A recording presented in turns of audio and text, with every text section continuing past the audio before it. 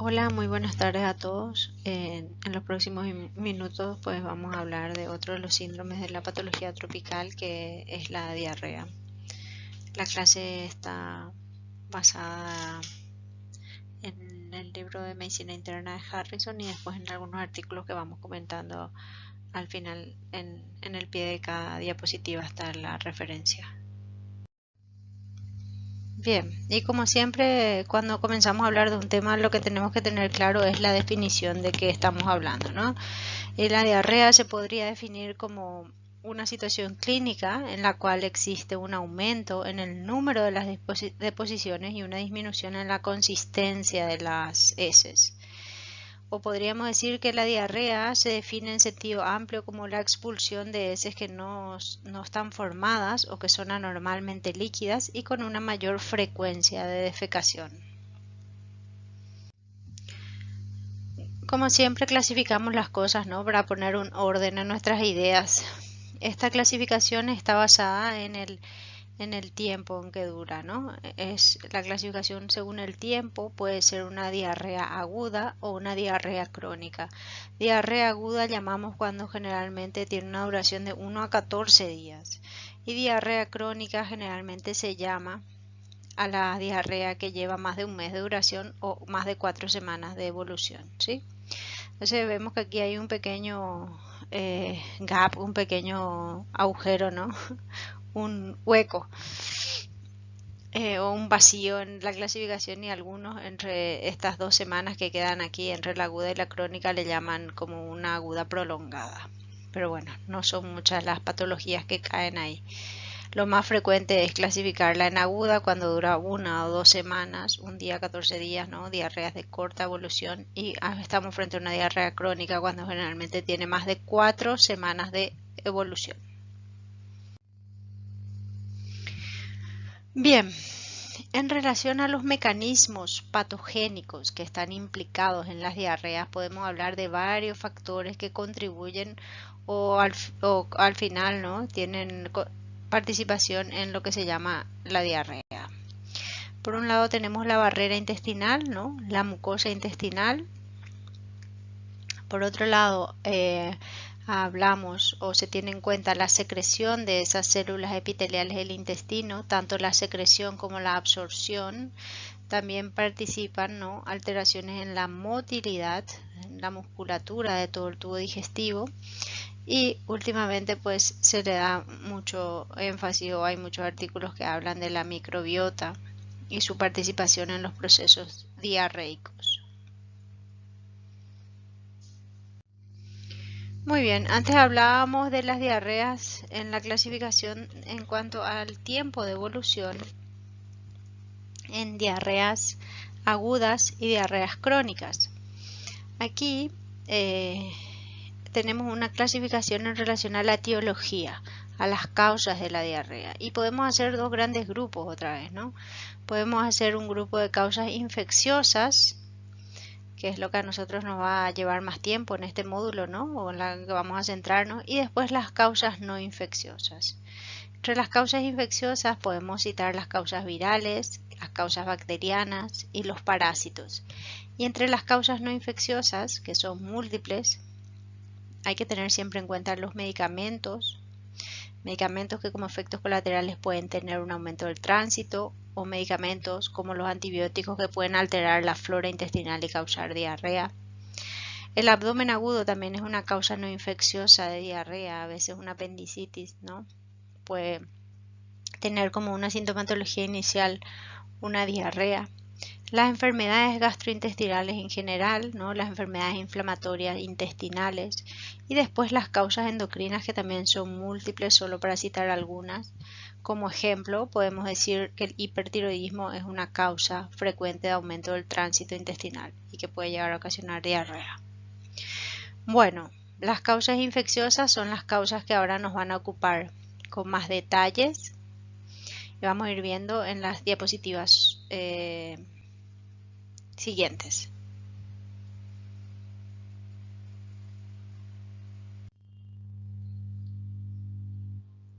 Bien, en esta diapositiva tenemos un cuadro muy interesante de resumen los patógenos más frecuentes causantes de diarrea y está clasificado por el tipo de microorganismo, según sean virus, bacterias o protozoos. Aquí los que tienen el supraíndice del número 1 son los responsables del 70% de las diarreas agudas, ¿sí? Son los más frecuentemente implicados. Entre los virus, por ejemplo, tenemos al rotavirus, al norovirus, y que estos que tienen también el numerito 2, pues son los más frecuentes en población pediátrica, ¿sí? Aparte de estos dos que citamos, el adenovirus y el astrovirus también son virus causantes de diarrea frecuentemente en población pediátrica. Entre las bacterias, las etiologías más frecuentes, entre las etiologías más frecuentes podemos citar a la Escherichia coli, al Campylobacter jejuni, a la Salmonella, a la Shigella. Y entre los protozoos, como causantes más frecuentes, tenemos a la Giardia lamblia, al Strongyloides, a la Entamoeba histolítica. Bueno, como ven, es amplio también el abanico de posibilidades y todos estos microorganismos pueden estar implicados, ¿no?, en la etiología de un cuadro de diarrea aguda. Entonces, es importante volver a recordar que de la mayoría de las diarreas de etiología infecciosa, la etiología viral es la causa más frecuente, así que hay que pensar 2 o 3 veces antes de indicar un antibiótico como tratamiento para una diarrea viral, porque ocasionamos más daño que beneficio, ¿eh? Este es un cuadro que está extraído del libro de Harrison, El principio de medicina interna, de la 19ª edición, que habla sobre la relación de los aspectos biopatológicos de los agentes causales y el cuadro clínico de la diarrea infecciosa aguda, ¿no? Pone algunos en comparación, ¿no?, algunos parámetros como periodo de incubación, como la presencia o no de vómito, como la presencia o no de dolor abdominal, la presencia o no de fiebre y el tipo de diarrea que presenta. Les pongo aquí para que miren después con calma o que se fijen en el libro de Harrison al repasar, porque es interesante siempre cuando nos ponen así, ¿no?, las cosas en comparación, que siempre es más fácil así fijar los conceptos, ¿sí?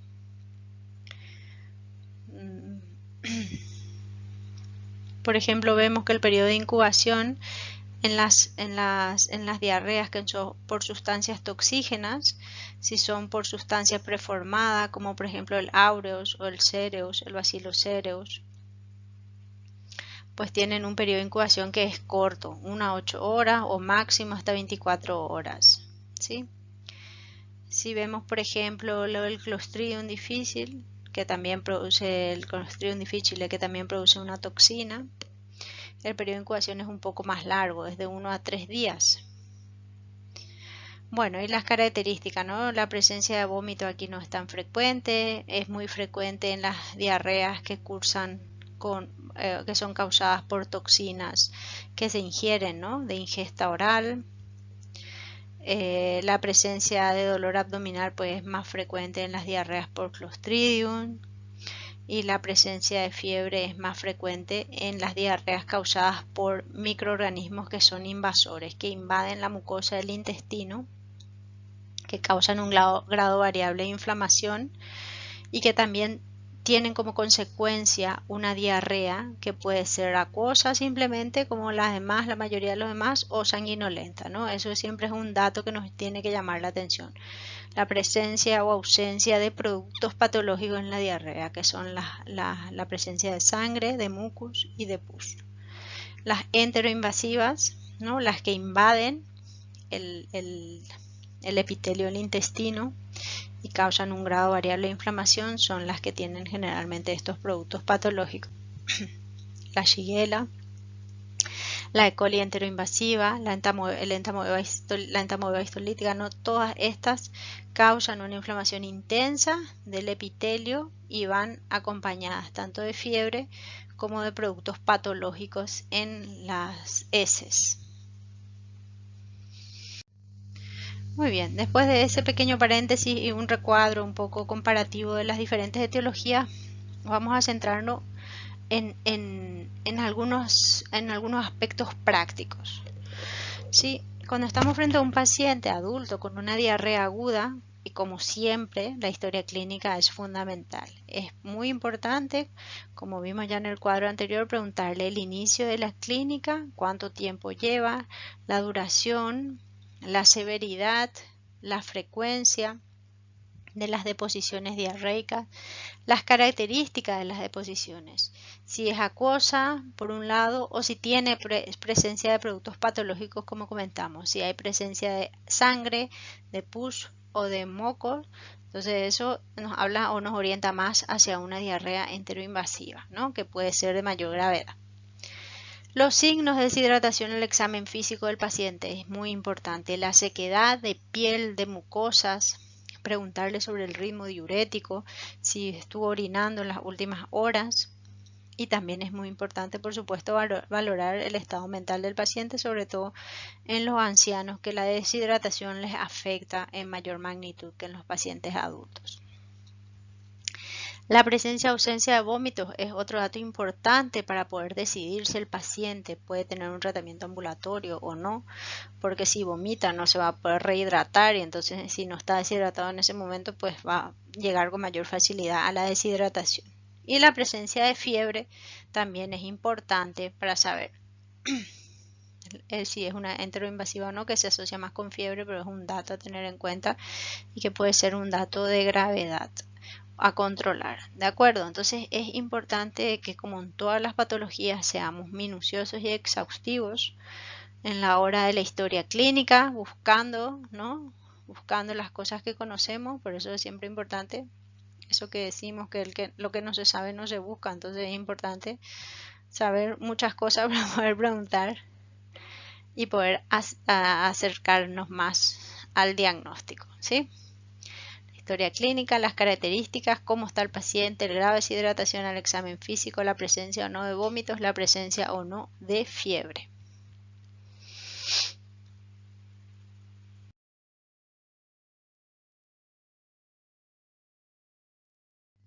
Bien, aquí le pongo 4 palabras que también están extraídas del libro de Harrison sobre la diarrea del viajero, ¿no? La diarrea del viajero es toda una entidad, sobre todo en países del norte o en países europeos, no tanto en nuestros países, en Paraguay ni en Brasil probablemente. Bueno, el libro de Harrison describe, es una casuística norteamericana, ¿no? Que casi el 40% de los turistas que llegan de regiones endémicas de América Latina, de África o de Asia sufren la llamada diarrea del viajero y que principalmente se debe a Escherichia coli enterotoxígena, que puede ser Campylobacter, Shigella, Aeromonas, Norovirus, Coronavirus o Salmonella. Y aquí relacionan que los que viajan a Rusia, en particular a San Petersburgo, están más expuestos a padecer diarreas originadas por Giardia. Las personas que viajan a Nepal pueden contagiarse por ciclospora. Las personas que hacen excursiones, acampan o nadan en parques naturales pueden adquirir también infección por Giardia. Y las personas que viajan en cruceros de barco pueden padecer o brotes de gastroenteritis causadas por agentes como el norovirus. Eso como unos ejemplos en relación a la etiología de la diarrea al viajero. Entonces, siempre que estamos frente a un paciente, el antecedente de viaje reciente es también un antecedente de valor. Muy bien. Hablamos ya de la definición de la diarrea, hablamos de la clasificación en diarrea de aguda y crónica, ahora nos estamos centrando en la diarrea aguda. Dijimos que de las causas infecciosas las causas virales son las más frecuentes, pero que también hay bacterianas y de protozoos parasitarios, ¿sí? Hablamos del examen físico importante en el paciente, del interrogatorio importante del paciente primeramente, después el examen físico que es importante en el paciente y de los signos de alarma que tenemos que buscar, ¿de acuerdo? Ahora vamos a ver un poquitito cómo manejamos a ese paciente con una diarrea aguda. Si son cuadros leves, sin dato de alarma, es decir, sin fiebre, sin dolor abdominal muy intenso y que no ceda con analgésicos comunes, que no estén en las edades extremas en niños muy pequeños, bebés, ¿no? o personas ancianas, y que no tengan un antecedente patológico de interés como ser una persona con neoplasia o con algún tipo de inmunosupresión, entonces el manejo es conservador. ¿Qué quiere decir eso? Rehidratación vía oral y una dieta liviana, ¿no? evitando todas las cosas que pueden aumentar la diarrea en los primeros días. Ese es el manejo conservador y no hay que hacer nada más, no hay que hacer ningún estudio porque generalmente se autolimitan en 24, 48, máximo 72 horas, ¿sí? En caso de que la diarrea no ceda, ¿no? Que persista o tenga datos positivos de alarma, es decir, fiebre, vómitos persistentes, dolor abdominal que no cede, el paciente esté deshidratado o su diarrea nos oriente, las características de la diarrea nos oriente a que haya una diarrea enteroinvasiva, es decir, con sangre, con pus en las heces, entonces es necesario realizar estudios complementarios. Muy bien. ¿Y cuáles son estos estudios complementarios que le vamos a pedir a los pacientes que pensamos que tienen una diarrea que tenga cierto grado de gravedad? ¿Sí? No de aquellas que pueden ser de manejo ambulatorio, que ceden rápidamente y que no hay que hacer nada más porque se autolimitan, sino que en esas diarreas o en esos pacientes que tienen esas características que citamos previamente. Entonces, lo primero es pedir un frotis del mucus fetal, en donde hay mucus fecal, perdón, no fetal, mucus fecal, ¿no? De las heces de la diarrea se hace se toma una muestra y se mira en el microscopio, se hace como una citología y se ve la cantidad de leucocitos y la presencia o no de sangre, que son datos positivos de valor. Y también ya últimamente, ya hace unos años, no hay muchas técnicas moleculares que nos afinan mucho más el diagnóstico. Por supuesto, un cultivo de las heces, ¿no? Un coprocultivo. La presencia de sangre o parásitos, que ya de sangre ya hablamos, y de parásitos también es un dato importante. En caso de que sea un paciente que haya estado expuesto a una antibiótico terapia, solicitar la toxina del Clostridium es un dato importante. Siempre tenemos que pensar, ¿no? En la presencia del Clostridium en pacientes que tengan antecedentes de haber realizado antibiótico terapia previa. Y por supuesto hacerle un hemograma donde veamos la hemoglobina, veamos los leucocitos, cómo están, el porcentaje de neutrófilos, veamos su función renal, cómo está, la urea, la creatinina, el sodio, el potasio, ¿no? Entre los electrolitos, el sodio, el potasio y el cloro, que pueden tener alteraciones en cuadros diarreicos y en deshidratación. De acuerdo, estos son los estudios que tenemos que pedir para un manejo inicial del paciente con diarrea aguda que pensamos que pueda ser una diarrea grave. Bien, aquí en esta diapositiva tenemos un algoritmo para tratar la diarrea. Vamos a ir viendo paso por paso, ¿no? Estamos frente a un paciente que presenta una diarrea aguda. Hacemos una anamnesis detallada y una exploración física cuidadosa y vemos que posiblemente no sea infecciosa, por lo que se valora y se trata en base a los resultados obtenidos. O de lo contrario, vemos que quizás sí sea infecciosa. Después de la anamnesis y la exploración física vemos que posiblemente sí sea infecciosa y que es leve. No tiene una deshidratación, no tiene signos de alarma, con lo que se le indica al paciente que haga una reposición de líquidos y electrolitos y puede ser de manejo ambulatorio, se observa y generalmente se resuelve espontáneamente, ¿no? Se autolimita en 48, 72 horas. ¿Qué persiste? Seguimos otro camino. Se hace el estudio microbiológico de heces. Muy bien, si es una moderada o una intensa, ¿no? Hay una alteración en las actividades o causa una incapacidad total porque está todo el día con diarrea y no puede hacer absolutamente nada y encima ya está deshidratado. Entonces se emprende la restitución de líquidos y electrolitos y si además encontramos que tiene fiebre de 38,5 o más, si tiene heces que sean sanguinolentas, si tiene unos leucocitos aumentados en heces, al hacerle el frotis, ¿no? El hisopado rectal de heces, el frotis de heces, o si es un paciente que tenga un tipo de inmunodeficiencia o un anciano, entonces se hace un coprocultivo y se hacen los estudios que comentamos previamente. Muy bien. Si se identifica un patógeno,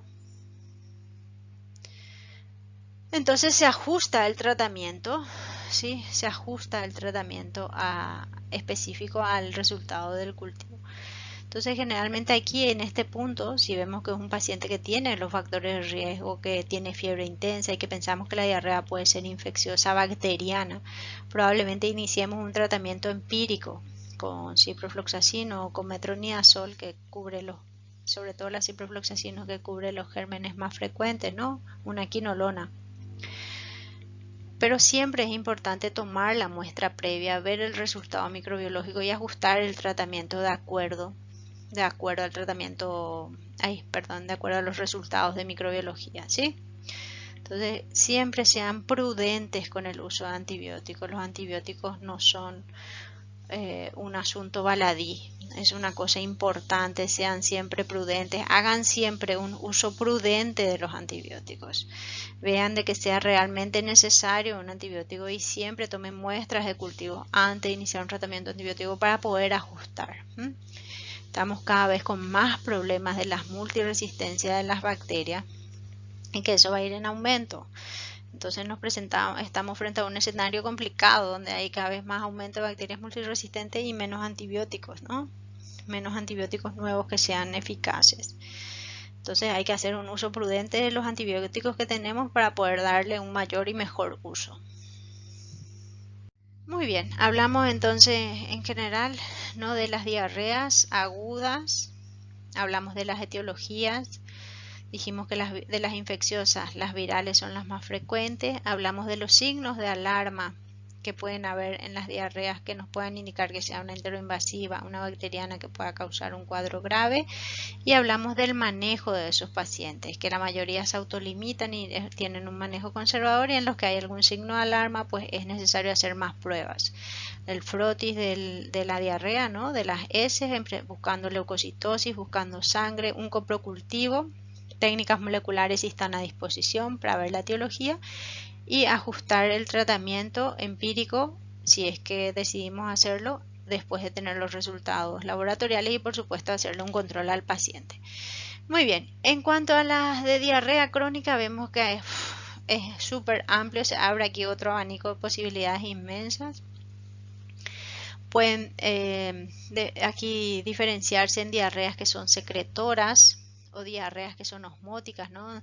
Secretora es cuando el epitelio está inflamado y secretan los líquidos, ¿no? Hay una secreción hacia la luz intestinal y eso causa la diarrea osmótica cuando hay alguna sustancia dentro del contenido intestinal que esté actuando de osmol, ¿no?, que cause que aumente la secreción de líquido por parte del epitelio por el aumento de la presión osmótica, ¿sí? Esta torrea se relaciona con mala absorción, hay un exceso de grasa, ¿no?, en el líquido intestinal, y las causas inflamatorias. Bueno, entre las causas secretoras hay muchísimas otra vez, ¿no? Los laxantes, la ingestión de etanol, otros fármacos, toxinas, y aquí también hay algunas infecciones bacterianas que pueden causar una diarrea crónica. Puede haber una fístula intestinal, pueden haber unos tumores tipo carcinoides, cáncer de médula tiroidea, bueno, la enfermedad de Addison, un montón de patologías que pueden dar causas secretoras de diarrea crónica, que dijimos que la diarrea crónica era cuando la diarrea se iba más allá de 4 semanas.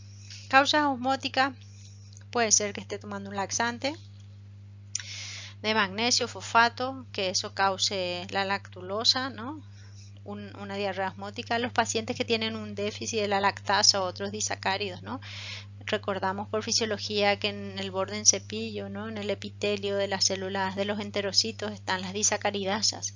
Cuando no existen esas disacaridasas no se pueden digerir los disacáridos, y al no digerirse se van acumulando y eso aumenta el agua y crea la diarrea osmótica, y también como no se digieren, pues están en la acción de las bacterias ahí que metabolizan y hacen que aumenten los gases también. Sí, es lo que le pasa a los que tienen intolerancia a la lactosa por déficit de lactasa.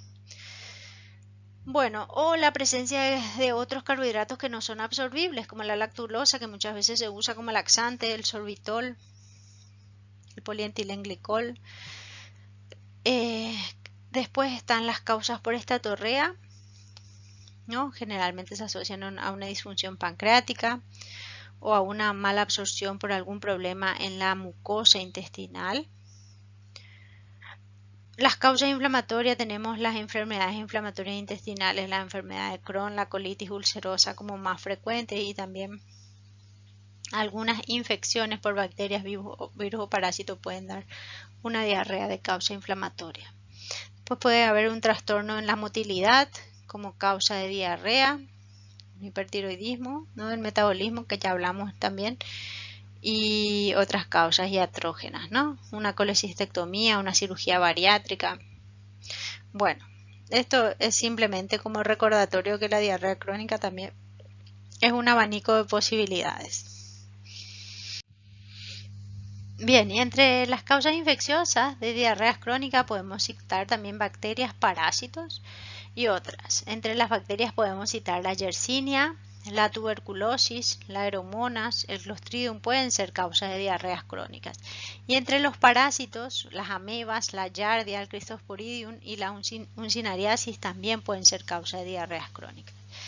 Después está la diarrea crónica que se llama sprue tropical, que en realidad es una diarrea crónica postinfecciosa. Es una vez pasado el cuadro agudo de la infección por cualquier tipo de infección, hasta un virus, hay una alteración, ¿no?, en el epitelio intestinal y quedan con estas diarreas crónicas. Es una patología que no es tan frecuente, por suerte. Bueno, muy bien, hicimos un pantallazo y un repaso general entonces de las diarreas, de la definición, de la clasificación, de las etiologías más frecuentes y del manejo, sobre todo del manejo de la diarrea aguda. En la diarrea crónica ya entran a tallar otras cosas. Lo más importante en las diarreas crónicas es preguntar, ¿no?, en el examen, en el interrogatorio, perdón, la presencia o no de síntomas de síndrome constitucional, si hay pérdida de peso, sobre todo eso. Y también es importante en una diarrea crónica siempre hacer una colonoscopia, un examen directo para tomar una muestra de biopsia y estudiar, porque las neoplasias entran en esta clasificación, ¿no?, de diarrea crónica como etiología, y no se nos puede escapar una patología así. Así que la colonoscopia forma parte de la rutina del estudio de las diarreas crónicas. Estamos hablando de las crónicas, que no, esto es entre paréntesis porque no es el tema que nos ocupa ahora, sobre todo las agudas y los temas infecciosos. Pero es importante, ya que repasemos la diarrea, que tengan presente esto y que no se les escape. Bueno, les agradezco una vez más la atención a todos y nos vemos próximamente para aclarar las dudas o comentar alguna cosa que sea de vuestro interés. Que tengan un buen resto de jornada y hasta la próxima.